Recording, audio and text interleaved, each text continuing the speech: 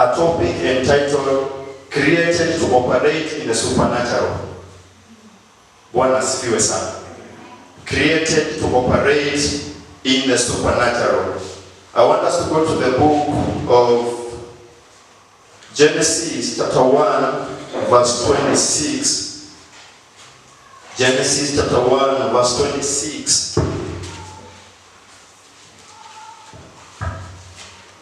The Bible says, then God said, let us make man in our image and according to our likeness. Let them have dominion over the fish of the sea, over the birds of the air, over the cattle, over all the earth, and over every creeping thing that creeps on the earth.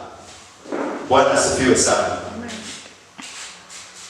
Sometimes when I'm going through this scripture, I tend to understand a lot that the creation of man was a unique heavenly activity, whereby the divine hands of heaven sat down to come up with a creature called man. Bwana asifiwe sana. And Jesus, when Jesus came back to the earth, he was coming to show us, he was coming to restore us to this dominion that we were created to operate in, according to Genesis chapter 1 verse 26. If you read the book of Genesis chapter 2 verse 7, the Bible says, and then God put the man he had formed in the Garden of Eden. Bwana asifiwe sana. Remember my topic is created to operate in the supernatural. Bwana asifiwe sana. Although we are on earth, the desire and the original intent of God for each one of us as believers is to operate in the supernatural. When God put Adam in the Garden of Eden means a garden of God's presence. In other words, the ideal environment for me and you, the only environment where we can operate and function and fulfill the mandate of God for our lives is in the presence of the Lord. Bwana asifiwe sana. Then in verse 19 of that chapter is when I understood that Adam used to operate in a dimension that was not natural. The Bible says out of the ground the Lord God formed every beast of the field and every bird of the air and brought them to Adam to see what he would call them. And whatever Adam called each living creature, that was his name. In other words, the name that Adam gave to every creature was agreeing with the name that was in the mind of God concerning that creature. Bwana asifiwe sana. That means Adam, our father, operated in the dimension of the supernatural. Bwana asifiwe sana. When he was in the Garden of Eden, it was an open door. It was a place of delight.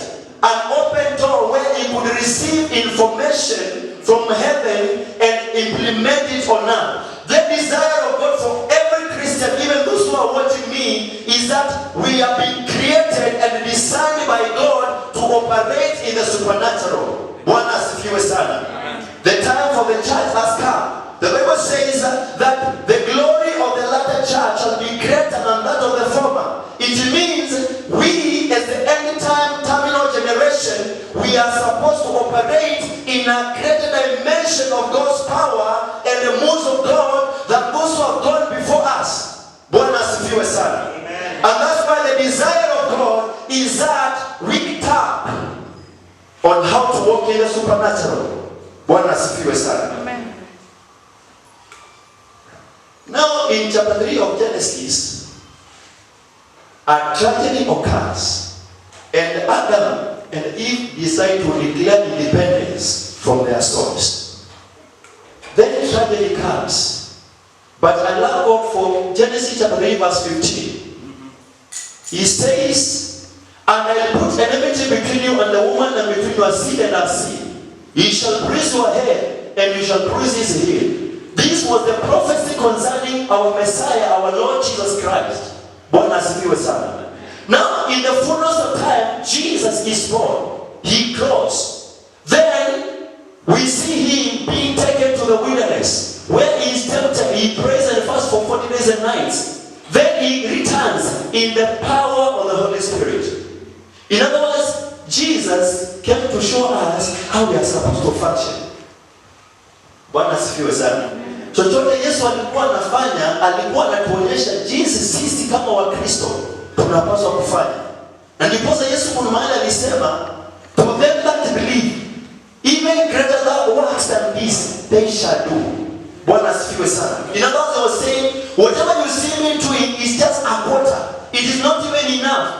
I have called you, I have created you, I have designed you, my son, my daughter, to operate in greater dimensions than the ones that you have seen. Bwana asifiwe sana. You know, I don't know which gospel people want. The gospel that people want is the gospel that is going to cause an impact. The gospel that is going to turn the world upside down. The gospel that is going to make the ears of those who are going to hear to tingle. And now I was going through my Bible and I was looking at all the people that God has ever used. They used to operate in the supernatural. Hallelujah. Bwana asifiwe sana. Even the great generals that God is using right now, they are operating in the supernatural. I have come to remind you today, my brother, my sister, that we have been called to operate in the supernatural. Hallelujah. And now this week, as we expect from our Lord Jesus Christ, the desire of God for me and you is for us to walk in the original intent, the dominion, the authority, the power that Christ came to restore the church back to. Bwana asifiwe sana.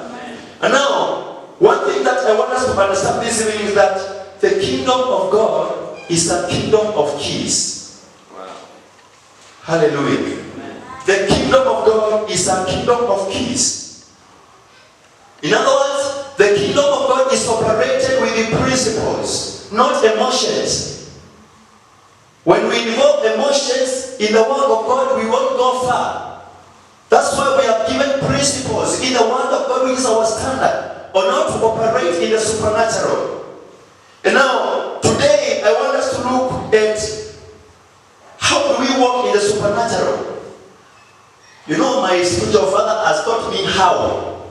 Not only what, how. Bwana asifiwe sana. Number one. The first key to moving and operating the supernatural is sustaining a consistent and a persistent prayer and a fasting life. Bwana asifiwe sana. Sustaining a consistent and a persistent prayer and a fasting life.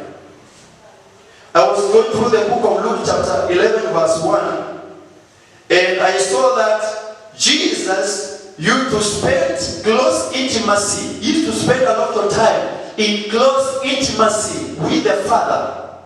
Hallelujah. And then, because of spending close intimacy with the Father, he was empowered to do the ministry on the face of the earth. And that's why I've never seen anywhere Jesus spent so many minutes with men. But let us look at the secret. He used to spend a lot of time with close intimacy with the Father in prayer. Hallelujah. Before he started his own ministry, we see him going to the wilderness, being tempted, praying and fasting for 40 days and nights. Then the Bible says he returned in the power of the Holy Spirit. He returned in the dunamis. Bwana asifiwe. The dunamis, the dynamo. The word dunamis comes from the word dynamo. It means power, ability to cause commotion. And that's why people used to be amazed when Jesus used to preach. The Bible says his word was not like the word of the Pharisees and the Sadducees. His word was with power. Why? Because he had a sustained and consistent and a persistent prayer and a fasting life. If we take hours with God, it will take only minutes to resolve the issues of men. Bwana asifiwe sana. As I finish on this point, I want us to understand this evening that all men who walk in the supernatural walk on their knees, not on their feet. They walk on their knees. Bwana asifiwe sana. A story is given of a man called Father Nash. Anytime one of the great rebels by the name Calvin used to visit a certain city, this man called Father Nash used to go to that place 2 weeks before. And even the revivalist himself never used to know that there was a man called Father Nash. And Father Nash used to spend a lot of time in prayer, praying for the servant of God who was going to minister. Hallelujah. And that's why everywhere that revivalist went, things used to happen. There's a time he passed through a city, a certain town. The cinema of that city was closed down. All the people went to a crusade, and the people were healed. The blind saw, miracles of God were manifested. Bwana asifiwe sana. Mungu anasema nini jioni ya leo?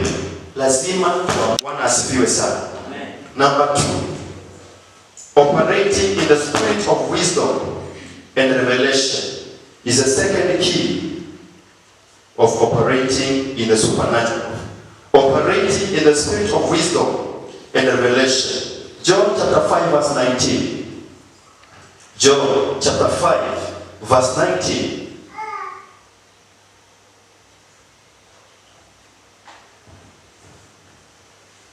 Then Jesus answered and said to them, most assuredly I say to you, the Son can do nothing of himself, but what he sees the Father do. For whatever he does, the Son also does in like manner.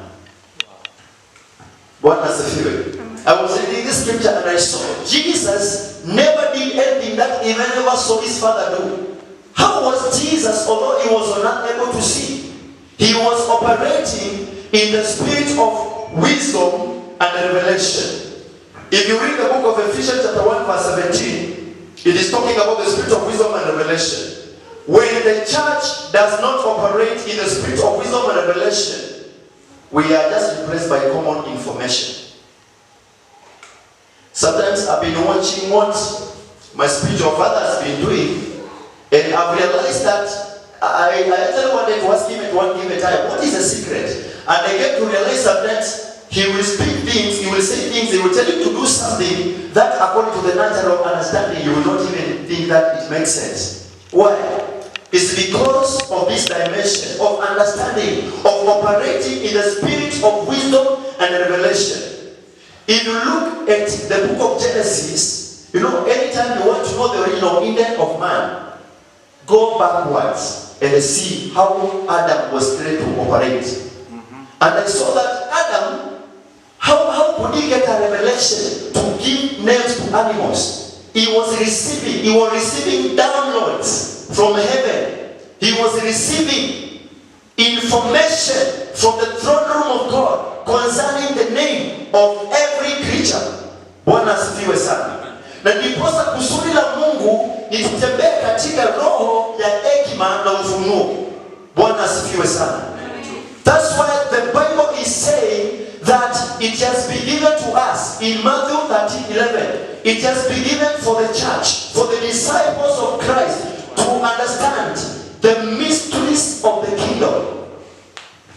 Bwana asifiwe sana. It has been given to you to know the mysteries of the kingdom. When we base our words on common information rather than revelation, we lack manifestations of God. And that's what I want us from today henceforth, to love to walk with the Holy Spirit. It is the Holy Spirit who enables us to operate in the spirit of wisdom and revelation. Because when the Holy Spirit comes, he does not speak of his own things. He only speaks what he sees and gets from the Father. Bwana asifiwe sana. That's why somewhere in the book of 1 Corinthians, chapter 2 verse 9, the Bible says, no eye has seen, no ear has heard the things that God is keeping for those who love him. But these things cannot be understood naturally. They need to be understood through the Spirit of God. Because the Holy Spirit is the one who understands the mind of God. Therefore, we must make Holy Spirit our intimate friend, because he's the one who is going to give us the ability to draw what is in the mind of God concerning our careers, concerning our marriages, concerning our lives. And if we do that, we are going to walk in the supernatural. Bwana asifiwe sana. Therefore, I want us to lift our hands and pray this prayer tonight. Oh Father, just open your mouth and tell God, help me to see, hear, and perceive in the Spirit. Father, give me an ability to hear, to see, and to perceive, to understand things according to your way, to understand things. Holy Spirit, tonight, give me an ability to perceive, to hear, and to understand. Oh, in the name of Jesus Christ. Help me to see, O Lord. I have been going through a book called God's Generals, and there's one God's General called Dr. Oral Roberts.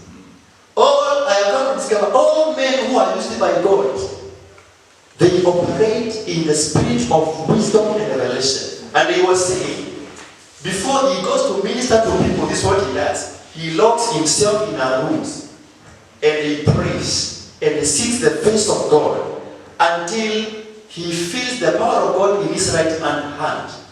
That's when he wants. Even if he's going to spend days, he better stay there. One has a few. And then when he goes to the meetings where he preaches, a cloud of glory operates through him. Alikuwa tu anaangalia watu mkono wanapona. He doesn't need even to pray. Ni kuangalia tu. Anasema, be healed. You are just healed. Why? He understood a secret. The kingdom of God is a kingdom of secrets. It's a kingdom that is operating with the keys. And one of the keys is the spirit of wisdom and revelation. It is a time for us as a church, as we expect from Jesus. Because Jesus is going to come to you and is not going to help you where he's going to teach you how. When Christ comes to you, he teaches you how. Bwana asifiwe sana. Sometimes he will come to you with specific instructions on how to execute a particular assignment. Hallelujah. And that's why I was saying, I've been watching how God operates. He operates in this dimension of spirit of wisdom and revelation. And if you are not sensitive enough, you know, carnality is the greatest enemy to operating in the realm of the supernatural. You will start questioning things that are supposed to take you to the next level. Bwana asifiwe sana. That's why in the book of 1 Corinthians 2:9-11 inasema that these things cannot be understood by the carnal mind, for they are spiritually discerned. That's what I'm praying for you this evening, that from today henceforth, you shall operate in discernment in the name of Jesus Christ. Number 3, persistent and continuous corporate prayer and intercession of the church. Persistent and continuous corporate prayer and intercession of the church. Let us consult our manual from the book of Acts chapter 4, verse 30 to 31. Persistent and continuous corporate prayer and intercession of our church.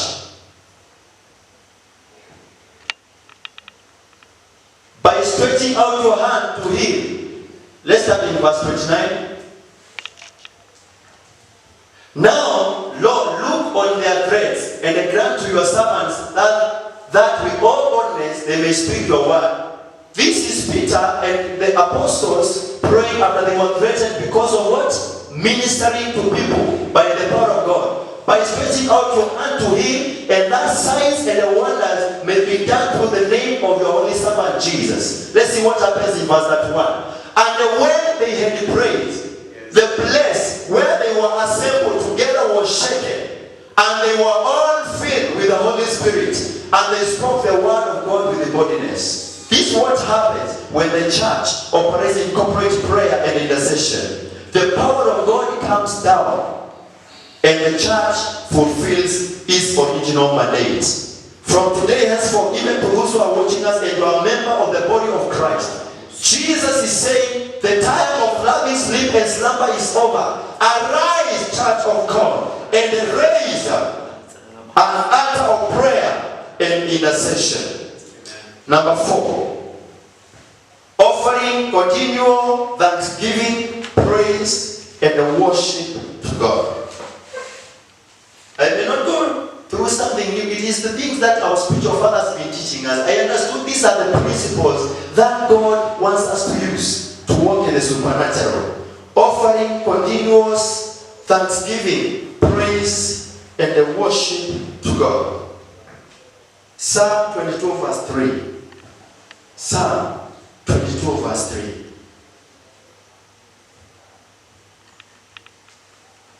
But you are holy, enthroned in the praises of Israel. I was going through this scripture and I found that this word praise here comes from the word healer. That's why we talk about a healer praise. Bwana asifiwe sana. Which means that we make a joyful song and a praise of the powerful deeds of our Father. That's why we're praising.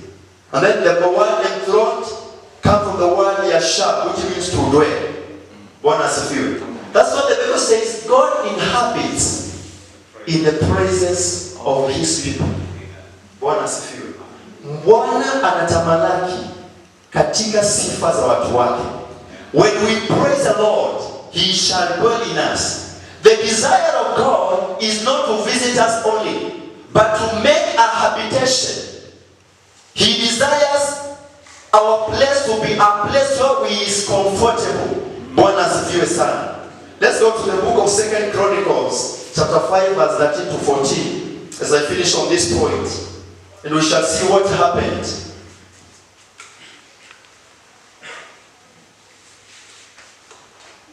Indeed, it came to pass, when the trumpeters and the singers were as one.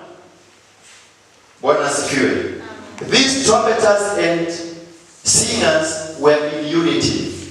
It means there was no strife between them. That's what the Bible says. God commands a blessing where there is unity. To make one sound to be heard in praising and thanking the Lord. And when they lifted up their voice with trumpets and the cymbals and instruments of music, and they praised the Lord, saying, for he is good, and his mercy endures forever, that the house of the Lord was filled with a cloud.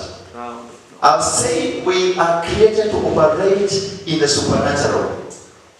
And this key is a key. It says, offering continuous thanksgiving, praise, and worship to God. Now the Bible says in verse 14, so that the priest could not continue ministering because of the cloud, for the glory of the Lord filled the house. Bwana asifiwe sana. Wow. God wants more than to just pay us a visit. He wants to stay, to get comfortable, and to govern his people who rejoice in his victories. God is calling us tonight to build a throne of thanksgiving, praise, and worship. And I want to guarantee you, even my spiritual father will not even lay hands on people. I've seen people being filled with the Holy Spirit. I've seen people being healed in this place. That's why I'm calling a challenge to the praise and the worship team. Let us this be our motto. Bwana asifiwe sana. Mtu atakuwa anaingia hapa anapona. Haitaki hata kuombewa, they are healed instantly. Bwana asifiwe sana. God's glory manifests where praise is high and the worship is deep. Wow. God's glory manifests where praise is high and the worship is deep. Now, as we praise and worship the Lord, the desire of God is that our worship should go before God like a sweet smelling aroma. Bwana asifiwe sana. And now, as we approach God, if our lifestyles are not holy, we will not be able to ascend into the presence because we'll be spiritually weighed down.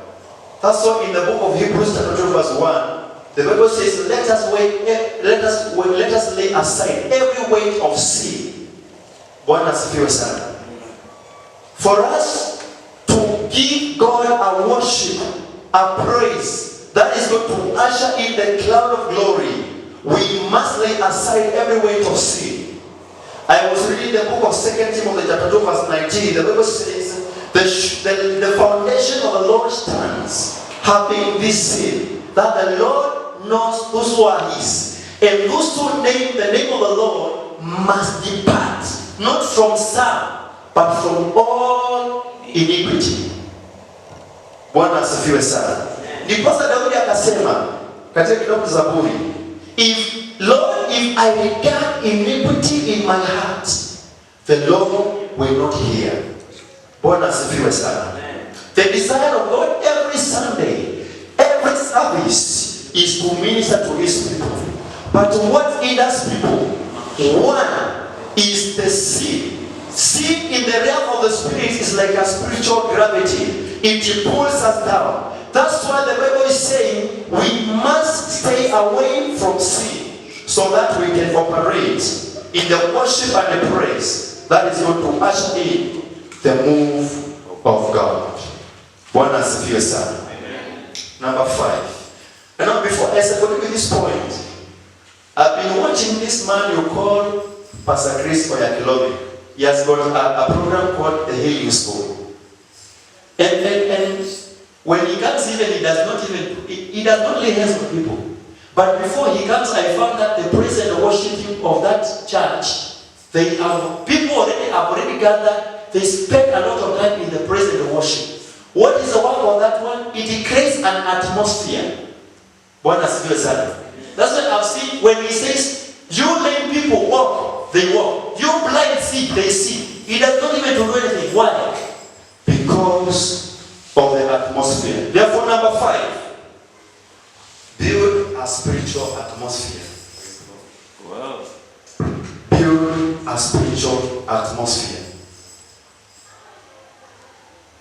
A spiritual atmosphere is a cloud of God's presence that surrounds you as a believer. Ni wingu la uwepo wa Mungu linalokuzunguka wewe kama mtoto wa Mungu. Bwana asifiwe sana. Amen. My question tonight is, which atmosphere surrounds you? You know, if you are not surrounded by an atmosphere of God's presence, you are surrounded by an atmosphere of evil presence. Because in the realm of the spirit, there is no vacuum. My question is, which atmosphere is surrounding you? Which cloud is surrounding you? Let's go to the book of Mark chapter 6, verse 5 to 6. Hallelujah. Hallelujah. Now he could do no more mighty work there, except that he laid his hands on a few sick people and healed them. Verse 6. And he marveled because of their unbelief. Then he went about the villages in a circuit teaching. This is Jesus. Jesus left Nazareth, his hometown. Imagine Jesus was coming for these people to experience the supernatural. But now, the people who are surrounding him at that particular time, the atmosphere that was surrounding them was an atmosphere of unbelief. And that's why Jesus was not in a position to perform miracles and the supernatural to manifest his full potential in his hometown. That's why he left. Could that be the tragedy that we are suffering from? You know, it is not that when servants of God lay hands on the sick that they are not supposed to be healed. But it is the atmosphere surrounding people. Unbelief.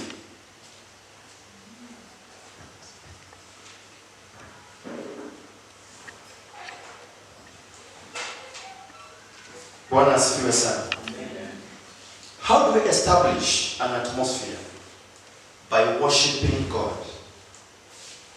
When we worship the Lord in spirit and truth, we establish an atmosphere. And now, when I was going through how to build an atmosphere, I found 3 things. We must perceive or discern the atmosphere in any given place.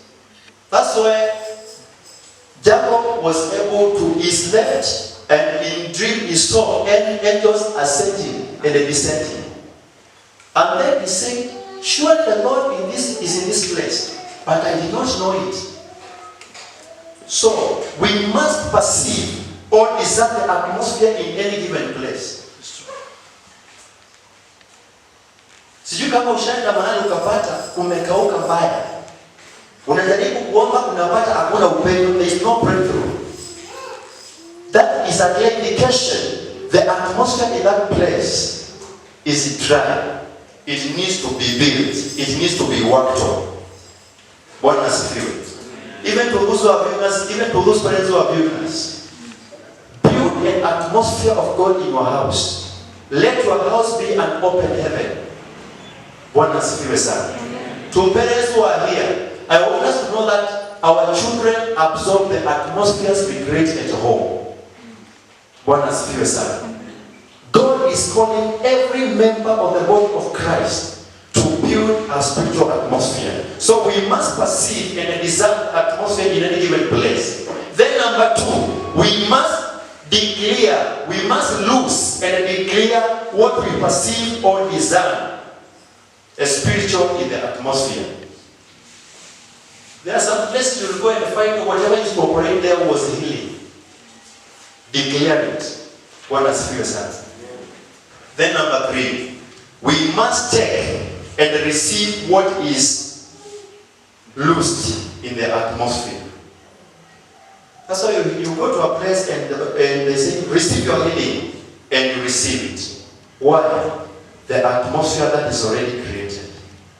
God is calling us to build a spiritual atmosphere. And number 6, understand the law of expectation. Hallelujah. Understand the law of expectation. In the next 10 minutes, I'll be finishing my sermon by the grace of God. We have talked about building a spiritual atmosphere. Now we are talking about understanding the law of expectation.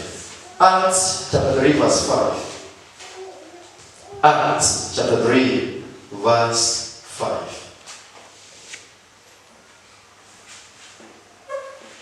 So he gave them his attention, expecting to receive something from them. Let's start from verse 4 to see what happened. Verse 3. Verse 2. Let's start from verse 1. Now Peter entered the temple at the hour of prayer, the 9th hour. The 9th hour was the hour of prayer. Verse 2. And a certain man lame from his mother's womb was carried, whom they laid daily at the gate of the temple, which is called Beautiful, to ask alms from those who enter the temple. Verse 3. Who, seeing Peter and John about to go into the temple, asked for alms. Alms, he was coming here to receive, because he could not help himself in terms of economy. So ilikuwa kawaida yake kuenda hapo kupokea. So he was a man who was expectant. Yeye kila wakati alikuwa anatarajia. Verse 4.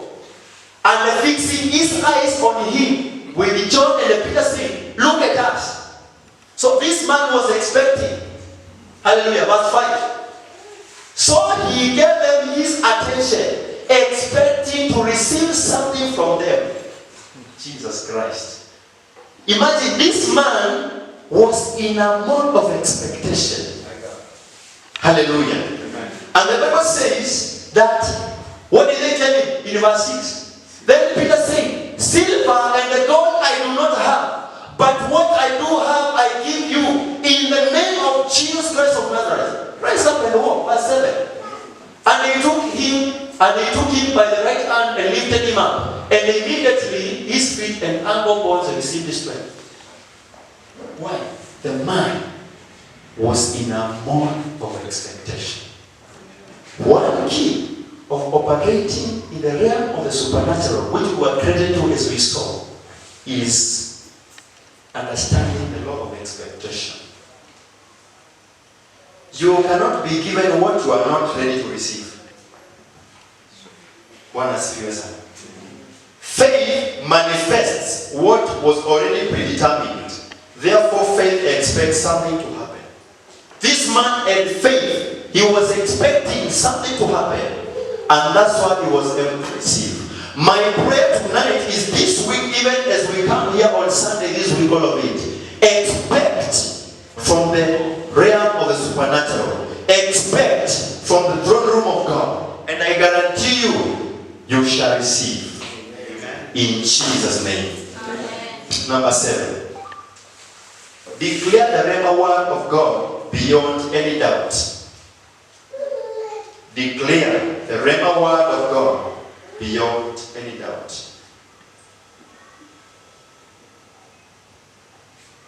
Psalm 33 verse 6.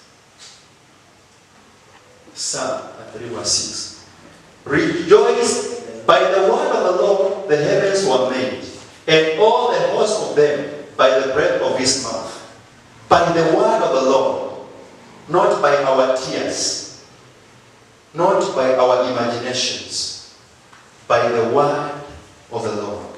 In Jeremiah chapter 1, verse 12.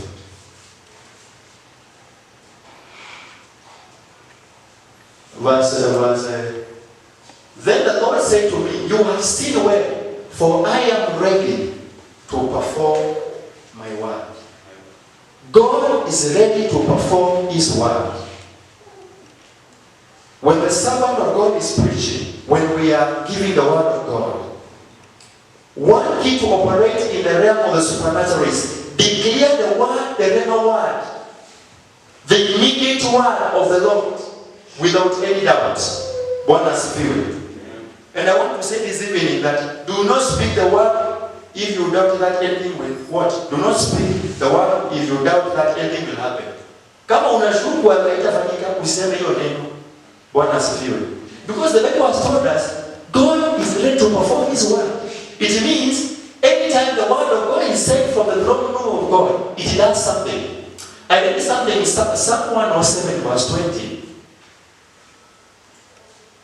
It says, he sent his word, and his word healed them, and the word delivered them from their destructions. One has a few. He sent his word. No, not God himself. It was the word. A word was told by God. Then it was given a special assignment of doing two things: healing them and delivering them from their destruction. That's why when that was saying, I had that testimony, that woman was just walking. She said, I receive.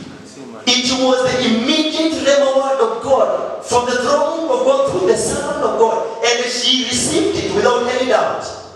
Then the supernatural manifested through receiving a car. One has few son. Declaring the Rhema word of the Lord beyond any doubt. There is a time I remember this one, and I was smiling because it's something that I pretended. We left the church, then I went to my house, and I had a serious problem concerning what I do. And God said, fear not, for I am with you. Call your boss. I just took the phone, I called him. I told him, sir, this happened, this one happened. He told me, no problem. It is sorted. You know, and it is something that would have made me to be sacked. Actually, I was expecting, the next day I was expecting something called summary dismissal. One has somebody dismissed. You know, when you hear something called summary dismissal, those who know summary dismissal, hiyo inakuanga ni kuambiwa, yani ni kumalizana na wewe ukienda. Bwana asifiwe sana. But because I had a word, the living word was coming from the word that was already spoken. Is the time when that was speaking about dealing with demonic arrows targeting our destiny. Bwana asifiwe sana. And he told us one is, know that God is with you and will never forsake you. So I applied it and it worked. Declaring the living word of God beyond any doubt. Number 8, as I finish. Exercise the law of response. Exercise the law of response. Bwana asifiwe sana. Exercise the law of response. Luke chapter 5 verse 17. Luke chapter 5 verse 1. Let's start with verse 1. You know, sometimes I read these stories. You know, what you want to say this story kuhusu Yesu, some don't understand. I read it. So it was as the multitude pressed about him to hear the word of the Lord that he stood by the lake of Gennesaret, verse 2. And they saw the two were standing by the lake, but the fishermen had gone from them and were washing their nets. Let's start with the verse 16. Verse 16 there. So he himself often withdrew into the wilderness and prayed. Verse 17. Now it happened on a certain day as he was teaching that there were Pharisees and teachers of the law sitting by who had come out of every town of Galilee, Judea, and Jerusalem. And the power of the Lord was present to heal them. Yani, hawa watu, Mafarisayo, Masadusi, walikuwa wametoka Judea, Galilee, Jerusalem. Na Biblia inasema, and the power of the Lord was present to heal them. And behold, men brought on a man who was paralyzed, whom they sought to bring him in and lay before him. Verse 19. And when they could not find how they might bring him in because of the crowd, they went up on the housetop and let him down with his bed through the tiling into the midst before Jesus. Verse 20. When he saw their faith, he said to him, Man, your sins are forgiven you. 21. When the scribes and the Pharisees began to reason, saying, Who is this speaks blasphemies? Who can forgive sins but God? Verse 22. But when Jesus perceived their thoughts, he answered and said to them, Why are you reasoning in your hearts? Verse 23. Which is easier to say, Your sins are forgiven, or to say, Rise up and walk? Verse 24. But that you may know that the Son of Man has power on the earth to forgive sins, he said to the man who was paralyzed, I say to you, arise, take up your bed and go to your house. Verse 25. Immediately he rose up before them, took up what he had been lying on, and departed to his own house, glorifying God. Nataka tuone scenario hapa. Mafarisayo ilikuwa imejaa, hakuna mahali wangepitia. But these guys, they understood something we call the law of response. Bwana asifiwe sana. Imagine, the Bible says in verse 17, the power of the Lord was present to heal them. It means, according to the original plan of God, all the people who are sick there, they were supposed to be healed. But only one man who understood and responded was able to receive. Let me tell you what is eating the body of Christ today. It is not that our spiritual father and all servants of God are not anointed. That's why people are leaving true churches and they are looking for people who are praying, raising one leg. Thinking that that's where anointing is. I want to tell you that is deception of the devil. And I want to say this evening, any anointing you don't honor cannot help you. Please hear me right. Any anointing you don't respect and honor cannot help you. That's why people will come here sick and they will never receive their healing. Why? The Bible is saying the power of the Lord was present to heal them. But only one man was able to receive from Christ Jesus. Let us not be like Sadducees and the Pharisees. I want us to pray this evening. Every spirit of religion in our hearts be broken. Every spirit of religion in our lives be broken. Every religiosity. We break your bound in our lives in the name of Jesus Christ. Imagine these Pharisees and Sadducees, they would have received from God, but hawakupokea. There's somewhere where Paul says, although these people they appear to be, they have the zeal, but the Bible says they have a form of godliness without power. I want to tell you, the greatest enemy to the operation in the realm of the supernatural is religion. Formalities. Mimi nilizaliwa nikapatanga tukifanyanga hivi. These are the traditions we follow. You will be left there. This man had to break protocol. One asifiwe sana. Spiritual people break protocols. They had to remove the roof to come down. And Jesus saw their faith, and this man was able to be healed. I'm declaring tonight, in the name of Jesus, let us not be people who are religious. Bwana asifiwe sana. I'm speaking to somebody tonight. There's a time you're operating in the realm of the supernatural. You used to pray, even those who are watching me, used to pray, and you touch realms of glory in prayer. You used to pray and things to happen. But now you have become too dignified and too religious that even you cannot even shout at the praise of the Lord. You cannot lay prostrate to the Lord. Bwana anasema jioni ya leo, wakati wa uungwana wako umeisha. Lazima uingie kilindini tena, ukaingie katika uwepo wa Mungu. Maisha ya kuwa waungwana wa Kristo, wapendwa wa Mungu, dini na uungwana haitupeleki mahali. We must seek the Lord depending on the standard that He has laid. I want to speak this evening. I want to say, the standard of the Lord is not religion. The standard of the Lord is spirituality. The standard of our Lord Jesus Christ is operating in the supernatural. Amen. Bwana asifiwe sana. These people could not receive from Jesus because you need to know this. I've said this, and I don't know if this was being repeated. Any anointing you don't honor cannot be of help to you. The sons of Abinadab, my Jesus, they stayed with the Ark of the Covenant. Imagine, Ark of the Covenant represented the presence of the Lord. Now, if I was reading that portion, they never received anything.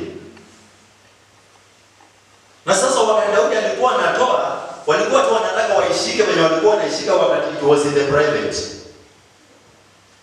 You can be in a place where God's presence is and not the presence not yours. That's why I want us tonight to remove every religiosity from our minds. Ukija hapa, sometimes when I come, I don't care who is seated next to me. If I pray so much and you feel you can walk away, please, there are so many seats. Just stand up and the seat next allow me to sit alone. One The devil has oppressed us too much. We need to become too hot to become untouchable. One We need to develop fatness in the spirit to break from every bond of wickedness. Hallelujah. We are tired. Personally, I'm tired. I was telling my colleagues, they were asking me, sir, why is it you don't talk about politics? I told them I'm not political, I'm prophetic. Praise Jesus. You need to mean business. Let us mean business for the kingdom. How will people know the difference? They need